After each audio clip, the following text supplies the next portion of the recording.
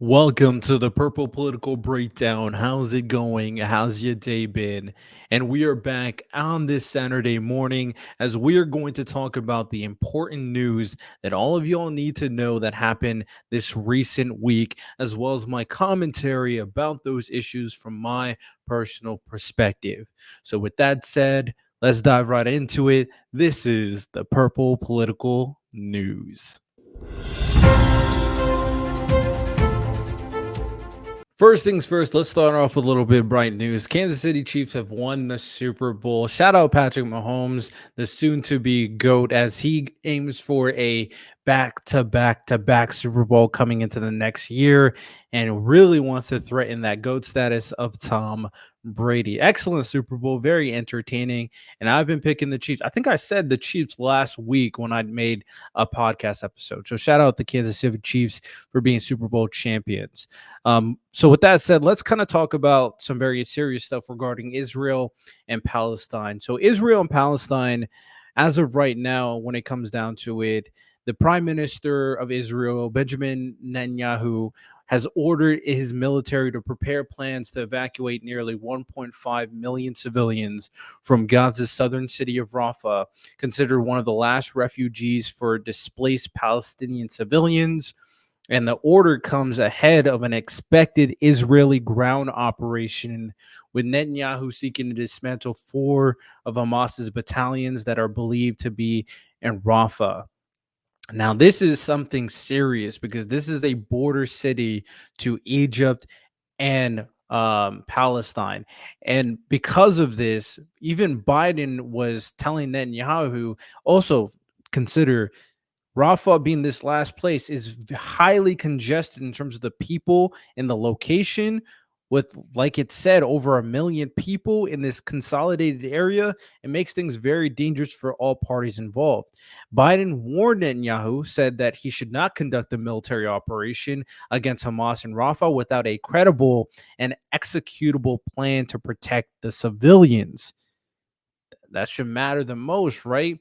And coming into this, there were some potential ceasefire plans that not only Israel and the US was a part of, but also Egypt and Qatar. They had these talks in Cairo, and they wanted to talk how they should proceed with Netanyahu's plan, of course. But it seemed like everything didn't go too well because apparently Egyptian officials threatened to suspend its peace treaty with Israel should the country's forces advance into the border city of Rafah. And this warning potentially is going to end over 40 years of stability with the Camp David peace accords. Now, Biden and Netanyahu actually spoke after this. I'm unsure what they spoke about, but it didn't seem like Netanyahu backed down, to be honest. It seemed like he went with it, and he did, as he did raid Rafah with troops, with ground troops. He did save two hostages, storming a heavily guarded apartment in the southern garden Gaza Strip and extracting the captives under fire in a dramatic raid that was a small but symbolically significant success for Israel, the people, and the government for saving these two hostages. Now, keep in mind that there is over, I think, 200 hostages that still need to be saved. And under this ground kind of escapade, there was at least 67 Palestinians killed. And another unfortunate thing regarding this is that there was a proposal by Hamas. I think I said last week that the proposal was by Israel. I was incorrect there. The proposal was by Hamas, with the three-step proposal to return civilians to Israel, or return hostages to Israel, with each phase being about 45 days apart. And they would start off with, the elderly, the sick. They'll move on to women, children, and then they'll move on to female soldiers, with the male soldiers being kind of assurance for Hamas. So that's their plan. Netanyahu apparently turned it down, and the reasoning being that they were basically asking for a ridiculous proposal. I'm not sure what that proposal was, other than like momentary ceasefire. So we got to get that information because there is some speculation that with Netanyahu's aggressive military operations, some of the officials are kind of off put by that. Now, just because some officials are doesn't mean most of the people are not with Netanyahu and his plan, but he really wants to take out some of the battalions that exist in Hamas. So that's huge. That's huge, of course. But with that said, there were other things that took place with a raid at a hospital. There was some belief that there was, with credible intelligence, apparently, that there were some key figures at that hospital. Apparently, it was one of the the biggest and most stable hospitals for Gaza and the Palestinians, and a good number, I think, were injured and potentially killed at this hospital as well, which is also very unfortunate. Let me make sure I have a number for you when it comes down to it. There, I think at least it seemed to be, I think at least a few. No, I don't think over. I don't have an exact number. I'm sorry, guys, but I do have a number regarding an airstrike that took place as well, in Gaza, where at least 11 people were killed, including 4 children. So there's a lot of things going on, and a lot of dissatisfaction, I'm sure, from the left in regards to the airstrikes and the military operation. But people said that, hey man, it's better if you guys get up people on the ground and take care of what needs to be taken care of. Netanyahu wants to end this. He wants to end this conflict once and for all, and he's being very aggressive with it. So I'm basically up to you what you guys think about his actions. Now, the conflict with Hamas is not the only thing that has been taking place, apparently, where there is also some strikes, a series of strikes across parts of neighboring Lebanon in retaliation for cross border fire from Hezbollah fighters that killed 1 Israeli soldiers and wounded 8 others, including 7 civilians. At least 3 Lebanese civilians and 1 militant were killed in the strikes by Israel. Now, Hezbollah is another militant group that is backed by Iran, and apparently they have around 100,000 fighters, more than double Hamas. And if this Hezbollah and Israel start kind of engaging in conflict, that can be even a bigger war. That's something people don't want, of course. The in country kind of conflict between Palestine and Israel is one thing, but once you start involving other countries outside of your borders, that's when it starts getting murky, especially with Egypt threatening to end their peace treaty. So I'm not really sure how that should kind of go about. Of course, U.S. is still dealing with Yemen Houthi rebels. U.S. Central Command apparently seized a shipment of weapons sent from Iran to the Yemen Houthi rebels in the Arabian Sea. So they're really trying to take them out of the equation. But yeah, it doesn't look good. And the last thing in regards to it, if you guys didn't know, Israel asked the UN's International Court of Justice to reject South Africa's urgent request to consider whether the Israeli military's planned invasion of the southern Gaza city of Rafah violate the court's provisional orders from last month in a case alleging genocide. Yeah, there's a lot. There's a lot that's going on between Israel and what they plan to do and the conflicts that they're getting into.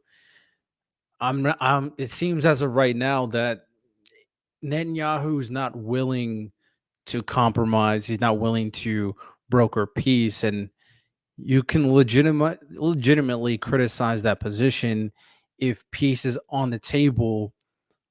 Will he truly accept it? As of right now, I'm unsure if he would, based on his recent actions. So that's some news that you guys may be wondering. And I know it sounds pretty aggressive from what Netanyahu and Israel is doing.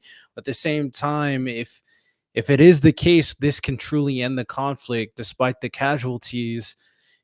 You really have to kind of question the legitimacy, considering this all started from the attack on October 7th. And I know people are going to say, oh, they were occupied for so long.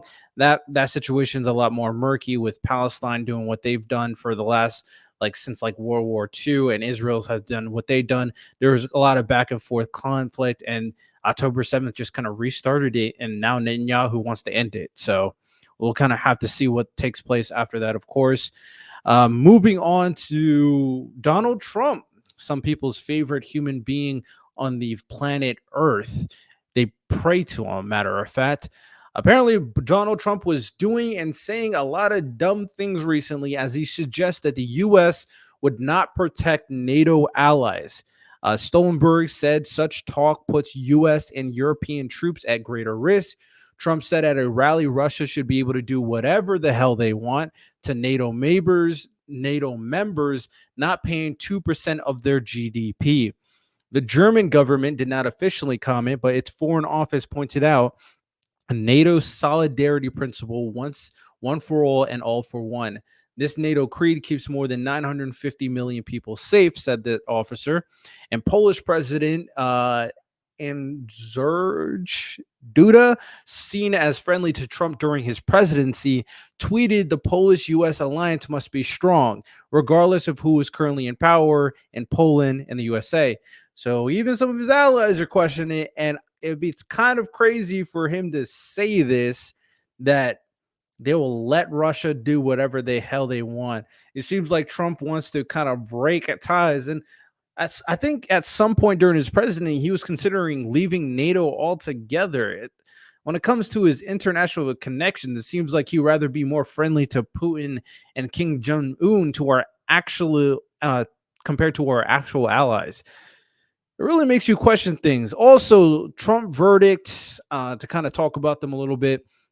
A decision in a civil trial against former President Donald Trump and the Trump Organization is expected. I'm actually going to talk about that in a bit, marking the end of a case that may limit the company's ability to operate in the state of New York.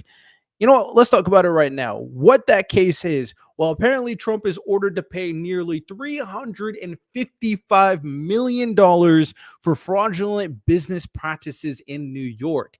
A New York judge has ordered former President Donald Trump and executives at the Trump Organization to pay nearly $364 million in a civil fraud case, handing a win to New York Attorney General Letitia James, who sued Trump and his associates after a 3-year investigation. The Friday decision from Judge Arthur Engoron orders Trump and his flagship organization to pay the bulk of that amount, nearly $355 million. Trump's two sons and co-defendants, Eric Trump and Donald Trump Jr., are each liable for $4 million. Alan Weiselberg, a former Trump Organization executive, is liable for $1 million. The total is even greater, with interest more than $450 million overall, according to the Attorney General's office. The judge also decided to limit Trump and his co-defendants' ability to do business in the Empire State. Trump and his companies are prohibited from serving as an officer or director of any New York business or applying for loans for 3 years. His sons are limited from similar leadership roles for 2 years. Trump and his older two sons are accused. I'm going to get into the details of what they're accused of knowingly committing fraud by submitting financial statements that inflated the value of their properties and other assets. The lawsuit alleges that from 2011 to 2021, Donald Trump and his organization created more than 200 false valuations to inflate his net worth by billions of dollars, with the goal of getting better business, insurance, and banking deals. This is everything he's done, and he is now sued for that $355 million. And it's going to be hilarious when Trump supporters who go like, "Oh, anti-government, anti-business, and all that stuff," start trying to defend this man who's manipulating the system, who's taking money that he hasn't earned. But people are going to try to defend them because that's what Trump supporters do. So yeah, that's one of the cases. Another case kind of went by where he was sued for a defamation case. I'm pretty sure. I think that was for like $70 million from my memory. But yeah, that took place as well. To kind of go over some more of the verdicts, prosecutors allege the firm manipulated the value of its real estate assets for financial and tax purposes. No juries involved in the case. Oh, yeah, that's the one that I just talked about. Separately in Georgia, claims by Fulton County District Attorney Fonnie Willis regarding her relationship with the top prosecutor were contradicted in court yesterday by a former close acquaintance. Interesting. Willis, who brought an election interference case against Trump, is accused of hiring Nathan Wade as special counsel while the pair carried on a secret romantic relationship. A judge will decide a judge will decide whether Willis should be disqualified from the case. So this district attorney brought someone that they have a secret romantic relationship with. Mm, Yeah, that's tough. That's not gonna help you. I'm gonna lie. Finally, a March 25th start date was set in New York trial against Trump linked to alleged hush money payments in 2016 made to adult film star Stormy Daniels. Charges include falsifying business records and campaign finance violations. It'll mark the first criminal trial of a former U.S. president. Man, Trump is going through a lot, and he probably deserves it. I'm be honest. Uh, let's talk about Vladimir Putin. Why don't we? Apparently, Putin told Russia state television he would work with any U.S. leader, but said he would prefer Biden's victory when asked who would be a better choice from Russia's point of view. This is what he said: Biden, he's more experienced, more predictable. He's a politician of the old formation. Putin's comments were his first about the upcoming U.S. presidential election, by the way. Putin mentioned Biden's health, saying alleged problems circulated when they met in Switzerland in June 2021, adding that he witnessed him in good shape. I'm not a doctor, he said, adding it was improper for further comment. And asked about the stuff regarding NATO funding, Putin described NATO as a U.S. foreign policy tool, adding that if the U.S. thinks that it no longer needs this tool, it's up to it to decide. So it's interesting what Biden is doing or what Putin is doing here. It's really hard to say his intention. Is he trying to prop up Biden to piss off the Democrats so they don't vote for Biden? Or is he trying to kind of get people to say, oh, he kind of likes Biden so he can manipulate him. That's why we need Trump. Maybe he wants Trump more. I'm kind of interpreting this as Putin playing games and basically wanting Trump to be in office because his statement regarding NATO and that he said that if the US thinks that it no longer needs this tool, it's up for it to decide. Putin doesn't want the US connected to NATO. Putin fears NATO. Putin thinks that NATO is a hassle.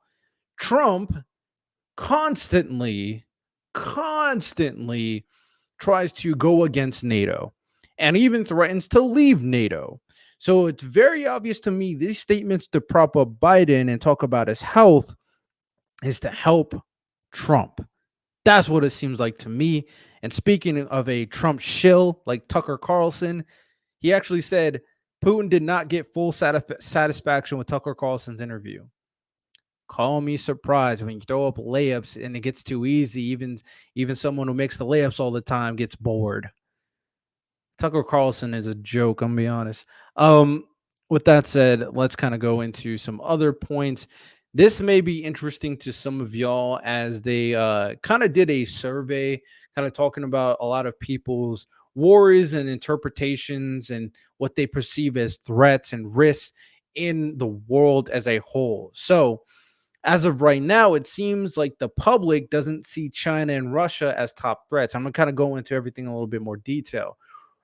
China and Russia are considered less of a threat. Oh, now also I want to keep in mind this survey was done with like I think around 12,000 people for the most part. The survey was taken from a lot of different types of people, from respondents from all these different countries that gave their response to these issues. So let's dive into it.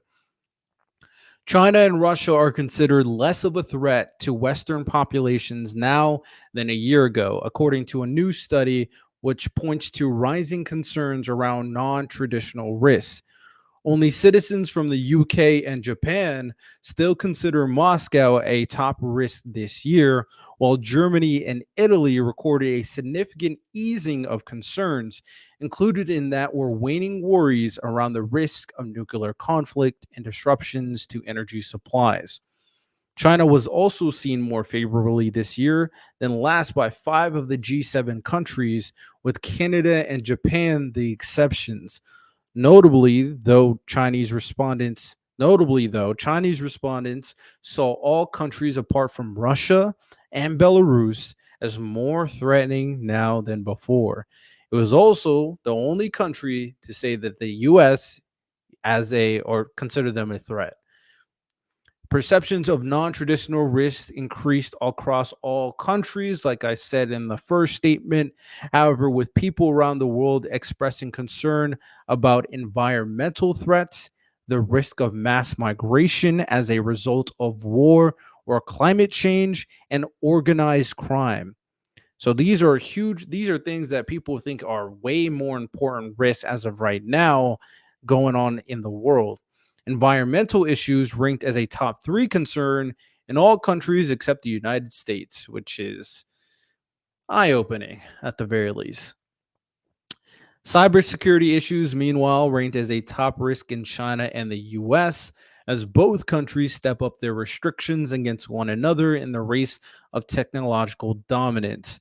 The majority of respondents in Western countries also said they see China and the global South becoming more powerful over the coming decade, while Western powers are more likely to stagnate or decline. Seems like there's some worry in terms of countries like China and the global South versus the Western countries and the shifting of power. And the polling of all these people, countries, all across all the G7 countries, plus Brazil, India, China, and South Africa, few Western respondents believe that their country would be more secure and wealthy in 10 years' time. By contrast, most of those in emerging economies that they will be better off financially and in political terms. And the last thing, the findings point to a disconnect between let me make sure I'm reading this right. Oh yeah, what all this survey kind of indicates is that there is a disconnect between public sentiment and political policy. As world leaders are meeting later in the week at the Munich Security Conference to discuss what the organized called a downward trend in world politics, marked by an increase in geopolitical tensions and economic uncertainty. So it seems like more people are concerned about other issues and being more standoffish in terms of these kind of conflicts and these wars that are taking place, and especially the perception of the dangers of Russia and China as of right now that you hear all the time into politics. In further news, AI generated robocallers or robocalls are now illegal. The Federal Commission, FCC, I'm going to say FCC, has made robocalls that use AI generated voices illegal with immediate effect. The ruling comes amid a rise in robocalls. Voters in New Hampshire received robocalls impersonating U.S. President Joe Biden ahead of the state's presidential primary. Bad actors are using AI generated voices and unsolicited robocalls to extort vulnerable family members, uh, imitate celebrities, and misinform voters. I've said this a while ago that this is going to be a problem, and I'm glad they finally made this stuff illegal. And this is just the tip of the iceberg, because we also see these type of ads that are very sketchy and shady that exist on YouTube. So I think those need to become illegal just as well. And a little bit of a negative news. Unfortunately, we had more shootings that took place in America. The Lakewood church shooter took place at a church, a huge church in Texas, where a mother and her child brought in, I think, ARs to start shooting up the place. Luckily, there were off duty officers to take care of her, kill her, and injure the child. Apparently, she had a whole history of mental illness problems, as well as criminal history, and somehow she still had an AR. It only makes you question things, as well as the shooting that took place after the Chiefs Super Bowl win at the parade, where some juveniles were in some type of dispute. We don't really know the details as of right now. And the shooting took place where some mother died. I think maybe 20 people were hurt or injured. It's just a crazy situation take place when that was supposed to be a moment of celebration, a moment of excitement, a moment of fun, and then it's ruined by some idiots with guns. Basically, I don't know if it was intentional or not, but basically hurting the people. It really makes me think that a lot of these like grandiose public events that are going to have a lot of people, it makes me not want to attend these events because some idiot is going to potentially want to get their name on news, basically. Either that or they're dissatisfied about something or taking their anger on the country, on the world. It's ridiculous. And yes, I understand the logic. I understand that the percentages, but moving forward, the argument that mental health and mental illness is the primary concern, which it is, and that it's not a gun issue at all, it's so disingenuous at this point because I keep on thinking about the conversation. I've talked about it on my podcast. And if we're going to fix mental health, that's going to be a cultural thing. So basically, is the request or is the kind of now, if is the thing that we do now nothing until the mental health stuff is fixed? That seems ridiculous. We're just going to hope that mental health is fixed. Sure, we can put in programs to help fix it, but that won't fix the issues now. People think that this is just a one step solution, but it's a multifaceted solution, and it should be. Mental health should be part of the equation. Fixing these poor environments should be a part of the equation, but also having safe gun laws should be part of the equation. The solution that I hear from some of these kind of right wingers is that, oh man, just put a gun in everybody's hand and everybody be safe. That's ridiculous. To think that I need to carry a weapon of death everywhere I go so I can protect myself is ridiculous. We shouldn't live in a society where you fear going out in public like that. So it's unfortunate because yes, criminals obtain guns. But we can make it harder for criminals to use guns in a eff- successful manner. I was almost saying effectful. So I don't understand why people are not willing to engage in the broader conversation, but they are so willing to defend their position that they don't really think about the consequences of being so unwilling to compromise. Yes, you get some clout being a Second Amendment truther, even though the guy from the NSA, the I think the CEO was basically caught for corruption. So I mean, I guess he's your leader, but whatever. It's crazy that people are so steadfast on these positions, but it doesn't serve any inherent purpose. More gun knowledge is appropriate. Taking away someone's right to have a gun is fine, but making it harder for criminals to possess a gun, making it harder for the mentally unwell to possess a gun, making these areas more secure should be part of the equation as well. So that's a little my little rant regarding mass shootings. At this point, the logic behind it doesn't take into consideration the impact behind those numbers. But let's move on. Caitlin Clark, a little bit more positive news. Caitlin Clark broke the NCAA women's scoring record as recently, and she's definitely a star. I heard someone say that Caitlin Clark and even Angel Reese are becoming bigger stars than NCAA men right now. I think as of right now, they're bigger stars. I mean, I think Cooper Flag is still in high school, so until he comes into college, Those two probably are the biggest college basketball athletes that exist right now, which is interesting, right? And they're going to be stars when they go in the WNBA moving forward. So shout out Caitlin Clark. Keep on doing your thing. Moving on, the House of Representatives impeach Homeland Security Secretary Alejandro Mayorkas by a 214 to 213 vote for allegedly violating immigration laws over his handling of the southern U.S. border. Mayor I'm just going to say Alejandro. Alejandro is the second cabinet member in U.S. history to be removed from office following the 1876 impeachment of then Secretary of War William Belknap. Yeah, this was an interesting situation. Basically, the two perspectives are as follows. Uh, Alejandro faced two articles of impeachment filed by the Homeland Security Committee, arguing that he willingly and systematically refused to enforce existing immigration laws and that he breached the public trust by lying to Congress and saying the border was secure. The critics, the opposite opinions, is that the charges against Alejandro amount to a policy dispute over Biden's border strategy, hardly rising to the Constitution's bar of high crimes and misdemeanor.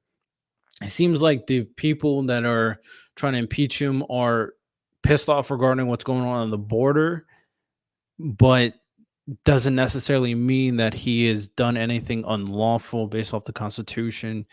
So it's interesting how this is going to play out moving forward. Speaking of Congress, U.S. congressional leaders expect to meet with national security officials over new classified information or intelligence about Russia's attempt to develop space based anti satellite nuclear weapons. The U.S. has gathered highly sensitive intelligence about Russian anti satellite weapons that has been shared in recent weeks with the upper echelons of government. According to four people who have been briefed on the intelligence, the people who were not authorized to comment publicly said the capability was not yet operational. The intelligence sparked an urgent but vague warning Wednesday from the Republican head of the House Intelligence Committee, who urged the Biden administration to declassify information about what he called a serious national security threat, as they want to not only speak about this publicly, but speak about this with their allies as well. There's no proof that it has any nuclear potentiality or nuclear abilities or capabilities right now, but there is a fear that it will affect our satellites and maybe even much worse. So that is an ongoing story. In further news, North Korea and Iran are using AI for hacking. Microsoft said Wednesday the U.S. adversaries, chiefly Iran and North Korea, and to a lesser extent Russia and China, are beginning to use generative AI to mount or organize offensive cyber operations. Microsoft said it detected and disrupted many threats in collaboration with business partner OpenAI. It said the techniques were early stage and neither novel nor unique. Critics of the public release of ChatGPT and releases by competitors contend security was largely an afterthought in their development. Edward Amoroso, an NYU professor and former AT&T chief security officer, said AI and large language models will eventually become a powerful weapon in every nation's military. He's not wrong. I told you about the statistics and the worries in terms of certain things, and hacking and AI technology should be a huge part of our national security moving forward. Some other details and statistics: Japan officially enters a recession, and the UK slips into a recession regarding the recent quarters and what has happened recently. So they have fell down on the economic kind of list, so to speak. Alexei Navalny, Alexei,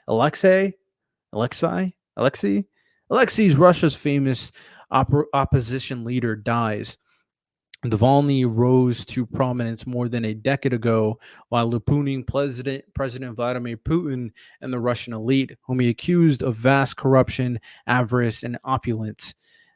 Navalny, I'm just going to say Alexei felt unwell after a walk to the IK-3 penal colony in Korp, about 1,200 miles northeast of Moscow. He lost consciousness almost to the Polar Wolf prison in Korp. Condemnation quickly poured in from Western governments. Dreadful news about Alexei, another terrible crime by Putin's regime.